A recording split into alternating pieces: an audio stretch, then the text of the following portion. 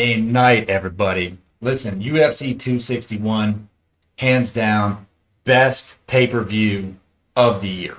Hands down.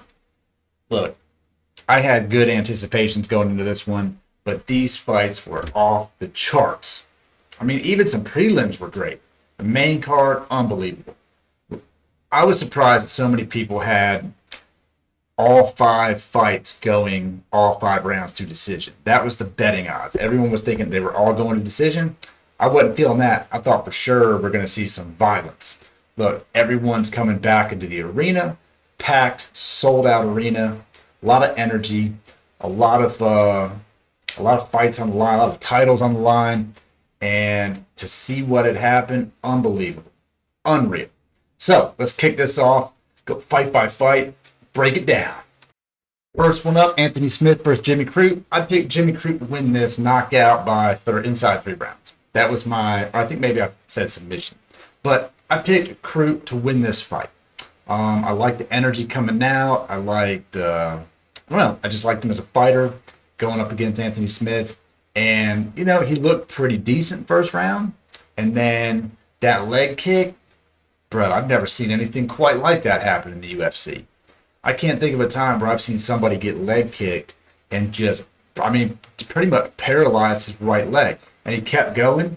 He stood up on it. He was, I don't know, man, probably just hyped up on adrenaline and was able to finish the round on that leg.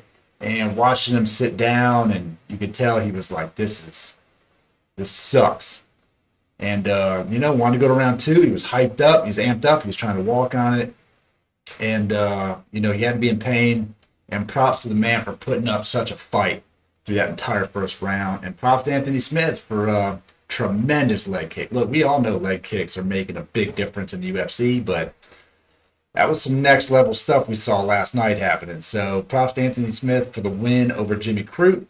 Hope Jimmy Crute has a speedy recovery and comes back with more force.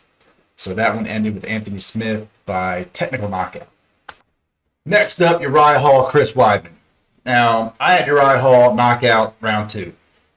And, man, there's not much to say about this fight. Chris Weidman comes out. It was tense. And first leg kick thrown just shatters his shin around Uriah Hall's leg. I mean, this was Anderson Silva 2.0. It was absolutely nasty to watch in real time. The reaction I had and the reaction on TV was just like, whoa, oh my God. It was brutal. And Uriah Hall, I honestly feel really bad for Uriah Hall as well, because this was a big fight for Uriah Hall. And he was looking forward to it. And for it to end like that is just absolutely disastrous. It sucks, honestly. And so Weidman's going to be out for the count, man. I mean, that's a brutal injury. Doesn't happen often, but when it does happen, road to recovery is going to be a long, painful road for Chris Weidman. And that puts Uriah Hall, he's not really going to claim a victory. I mean, he's victorious, but he's not going to feel like he won a fight. So I feel bad for him on that respect. I'm sure that Dana is going to come up with another fight to give him and just give him something worth doing. He obviously took no damage, so he's ready to fight somebody. Let's see what happens. I think they'll just probably give Uriah Hall another fight. Maybe in the next one or two pay-per-views he'll be back. May, June, we'll see Uriah Hall in the octagon again if that'll happen. So that was pretty wild as well. Third fight of the night, Shevchenko versus Andrade. I had Shevchenko winning this one third round TKO. That's where I was thinking. I didn't think it would go the distance at all. I mean, no offense against Andrade. I just thought that Shevchenko was going to come out and just put it on her. A masterclass. And it was. It was absolutely amazing to watch. The finish to this fight was unreal. I mean, to get her pinned down like that, spread up, arms pinned, and just bludgeon her with them elbows. It was absolutely brutal to watch. I mean, it was violent, it was fast, and there was no escaping that hold. So who's left for Shevchenko? I don't even know. Dude, Shevchenko is the GOAT of the women's division right now. She is absolutely just murking everybody in her way. I don't know who they're going to come up. I don't know who's going to defeat this woman. She's a madman. So this fight didn't last long. It was over round two. It was just brutal. Brutal fight to watch. Fourth fight of the night was the women's strawweight fight. Rose Namajunas versus Weili Zhang for the title. I honestly thought this. I thought Weili was going to win. I thought she was going to get it maybe like third, fourth round. Was probably going to get a TKO. I thought a lot of these were going to go to TKOs. This fight card was going to be pretty stacked with knockouts, mainly because the last fight card was all decisions, and I think that the fighters going into it just felt the need to really entertain, especially in front of a live crowd, and they were just going to leave more on the table. I think they were just going to leave it all out there. And this fight did it did disappoint at all. Came out strong, and Rose she just landed a head kick, man, a high left head kick that was on the money. I mean, straight across face, neck, lights out for Weili Zhang. Just a violent end to a fast fight. It was a first round knockout. It was unbelievable. And, people might say that they're going to take away, like, oh, well, you couldn't do it again. It was a lucky shot. Whatever.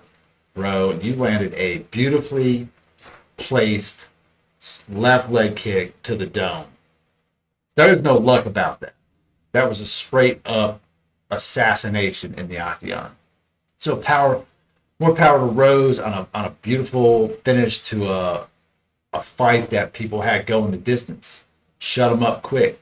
She'll be ready to come back and defend that title. At least once, maybe twice more this year if she makes it to the next person. So that fight was insane. I mean, violent ending. Amazing performance by Rose Namajunas. All right, it brings us to the main event of the evening, Kamaru Usman versus Jorge Masvidal. Now, I did some videos about my prediction of this one. I said Usman inside 3 rounds knockout. That's what I said. And leading up to this fight, everyone's on Jorge's train, man. They riding Jorge hard. Say Usman's a boring fighter. Look, Usman has had boring fights, for sure, with Jorge Masvidal. That fight was a sleep fest. But let's look back at Usman versus Covington. 5 rounds, just beating the brakes off Kobe Covington. Look at what Usman just did to Burns very recently. Masterclass on Burns. And so they come out. Usman looks focused. He looks determined. He looks like he's out here to make a statement against Masvidal.